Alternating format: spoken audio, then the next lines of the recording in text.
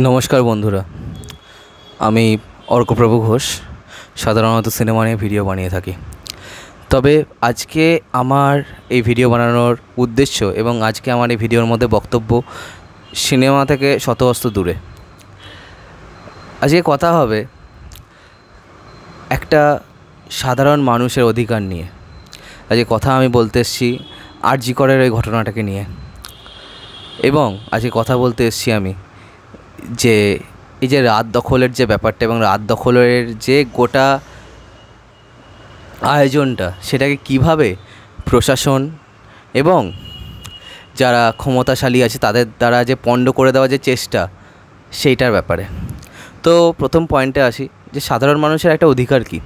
একটা সাধারণ মানুষের প্রথম অধিকার হচ্ছে সে যেন প্রশ্ন করতে পারে এবং তার যে প্রশ্ন করার শক্তিটা যেন শেষ না হয়ে যায়, সে যেন প্রতিবাদ করতে পারে। একটা সাধারণ মানুষের অধিকার হচ্ছে প্রশাসন এবং সরকার দ্বারা সবসময় একটা অ্যাসিস্ট্যান্স পাওয়ার যেন তার অবস্থায় সে থাকে, এমন যেন না হয়ে যায় যে কোনোভাবেই কোনো সাধারণ মানুষ কোনো অ্যাসিস্ট্যান্স পাচ্ছে না।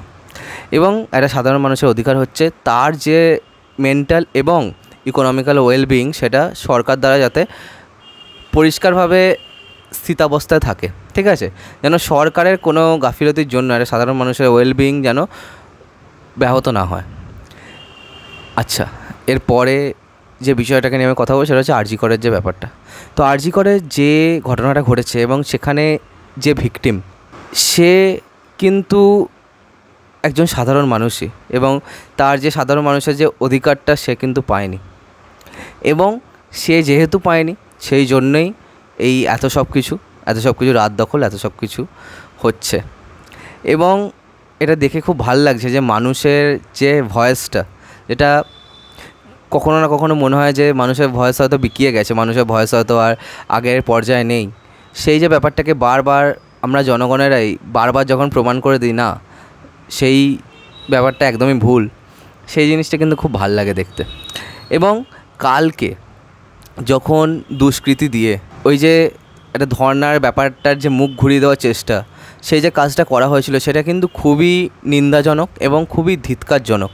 মানে সেই কাজটাকে আমি ধিক্কার জানাই যে এমন অবস্থা হয়ে গেছিলো, বিভিন্ন জায়গায় আমি পড়লাম, বিভিন্ন জায়গায় আমি দেখলাম যে পুলিশ শৌচালয়ে এসে লুকিয়েছিলেন এবং তাদেরকে নাকি প্রোটেকশন দিতে হচ্ছিলো।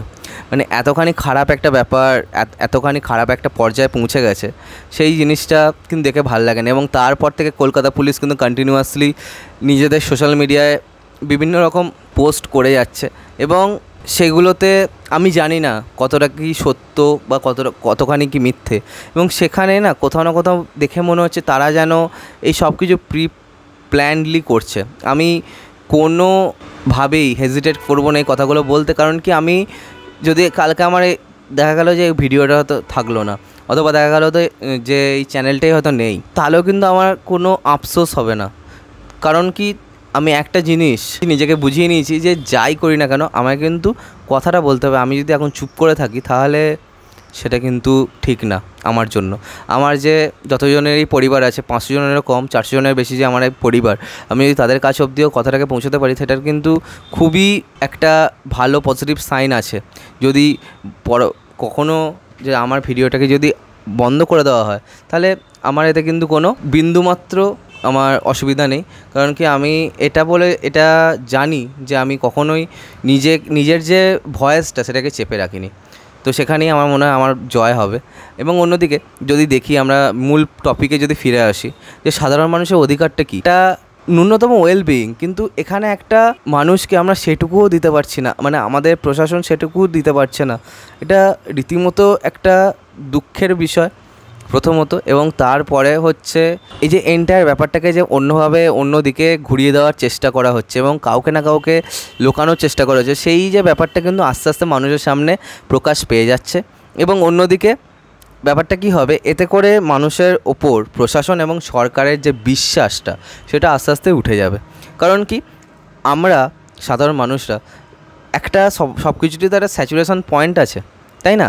কোনো একটা জিনিসকে যদি ডিম সেদ্ধ করা হয়, ডিম সেদ্ধ যখন করা হয় তখন আমরা জলের মধ্যে ডিম দিই, তারপর এবং আঁচ বাড়িয়ে রাখি বা কমিয়ে রাখি যার যেরকম। যখন মোটামুটি একটা টাইমের পর আমরা বুঝতে পারি ডিম সেদ্ধ হয়ে গেছে, তখন আমরা আঁচ কমিয়ে ডিম নামিয়ে দিই। কিন্তু যদি আমরা কন্টিনিউয়াসলি ওই আগুনটাকে জ্বালিয়েই রাখি এবং ডিমটা যদি আঁচের মধ্যে থাকে, একসময় জল শুকিয়ে কিন্তু দুম করে ডিমটা ফেটে যাবে। তো আমার মনে হয় যে এটা কিন্তু সেই স্যাচুরেশন পয়েন্টটাই ছিল, যেখানে কিন্তু মানুষের ধৈর্যের বাঁধ এবার কিন্তু ভেঙে গেছে। এবার কিন্তু সরকারকে এবং প্রশাসনকে কোনো একটা কড়া পদক্ষেপ নিতেই হবে এবং এটা প্রমাণ করতে হবে যে কোন মানুষকে তারা লুকানোর চেষ্টা করেছে, এবং একটা সত্যিকারের শাস্তি কিন্তু দিতে হবে, দৃষ্টান্তমূলক শাস্তি দিতে হবে। এইটুকুই হচ্ছে সাধারণ মানুষদের বক্তব্য। আমিও একটা সাধারণ মানুষ, আমার পরিবার সাধারণ মানুষ, আমরা কখনও কোনো বড় পলিটিক্যাল প্যাডিং নিয়ে থাকিনি। তবে যে জিনিসটা হচ্ছে সেটা কিন্তু খুবই খারাপ হয়েছে, এবং সময়ের পর সময় এটা কিন্তু পার্টিকুলার সরকারের ব্যাপার নয়। বিভিন্ন সরকারই মানুষকে শাসন করার বদলে মানুষকে শোষণ করেই এসছে এবং মানুষকে তাদের হাতের পুতুল বানিয়ে রেখেছে। এবং আন্দোলন যে সূচনা হয়েছে সেটাকে তার অন্তিম পর্যায়ে নিয়ে যাওয়া উচিত, এবং একটা কথা মাথায় রাখা উচিত যে আন্দোলনের কিন্তু কোনো শেষ হয় না, তার খালি সূচনাই হয়। আন্দোলন কিন্তু চলতে থাকবে। আজকের মতো ভিডিওটা এখানে শেষ করলাম। কমেন্ট করে জানান যে আপনাদের কী বক্তব্য এবং কী ভাবছেন সবাই এই ব্যাপারটাকে নিয়ে, আর সাবস্ক্রাইবটা প্লিজ করে দিন যাতে আমার সাথে আপনাদের আবার দেখা হয়। Bye bye.